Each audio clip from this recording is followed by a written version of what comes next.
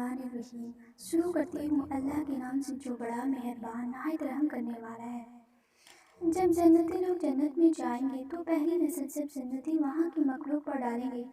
हूरों को देखेंगे, गुलमान को देखेंगे, उनके हुस्न और जमाल से ये इतने मुतासिर होंगे कि 70 साल तक ये उनके हुस्न को देखकर मबहूत खड़े रह जाएंगे और इनको पता भी नहीं चलेगा कि इतना वक्त गुजर गया। जैसे किसी बहुत ही खूबसूरत चीज़ को बंदा देखे तो थोड़ी देर तक हैरानी खड़ा देखता रह जाता है, तो जब जन्नती मखलूक के हुस्न को देखेंगे तो ये 70 साल तक ये उसके हुस्न को टकटकी बांध कर देखते रह जाएंगे।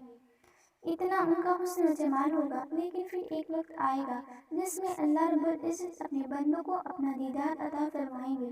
तो जब वो दीदार होगा, हदीस पाक में आता है कि नूर की बारिश होगी और उसकी वजह से जन्नतियों के चेहरों पर नूर की ऐसी चमक आ जाएगी और वो इतने खूबसूरत हो जाएंगे कि जब जन्नती लोग लौट कर वापस अपने घरों में आएंगे तो उनका हुस्न इतना बढ़ चुका होगा कि जन्नती और गुलमान टकटकी बांधकर उनको देखते रह जाएंगे।